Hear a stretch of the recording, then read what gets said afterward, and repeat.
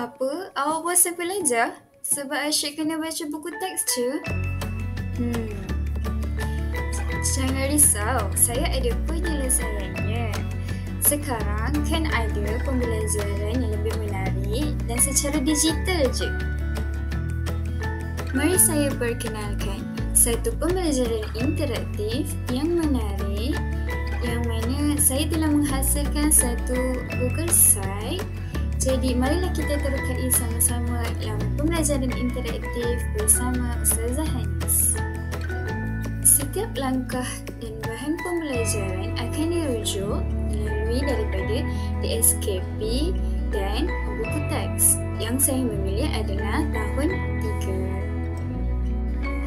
3. Di dalam Google Site yang telah saya ciptakan, saya telah menjalin hubungkan dua bidang pembelajaran dalam pendidikan Islam yang akhirnya telah menjadi satu pembelajaran yang bermakna, di mana saya telah menggabungkan topik bidang adab dan juga topik bidang sirah sehinggalah menjadi pembelajaran yang menarik.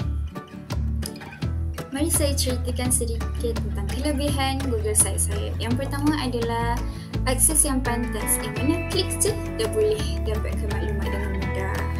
Seperti contoh dalam Google Site yang saya telah screenshotkan.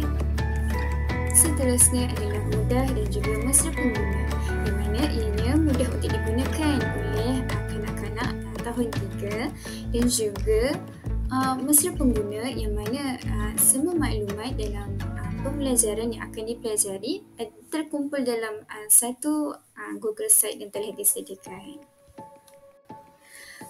Banyak tahu media pembelajaran yang digunakan dan disediakan di dalam Google Site ini.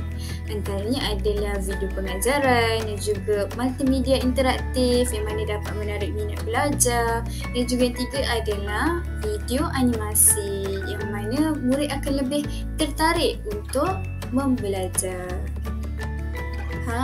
Google Site saya juga sangatlah interaktif dan menyeronokkan. Sebab apa? Sebab dia mempunyai paparan yang menarik dengan pelbagai warna yang menarik, dan juga ada kuis, ada video animasi, video pengajaran dan juga bahan rangsangan dan juga aktiviti-aktiviti khas yang telah disediakan untuk setiap langkah pembelajaran.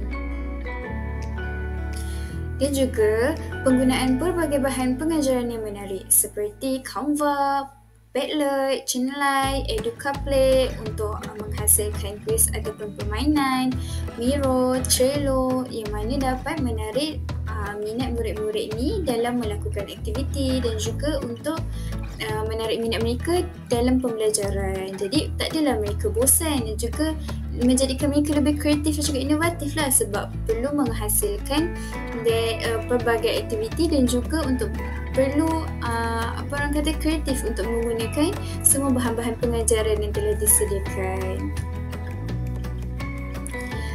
Menarik tak? Kalau menarik, jangan lupa untuk terokai Google Site saya bersama Ustazah Hanis, dan jangan lupa untuk komen, like dan share. Bye, terima kasih.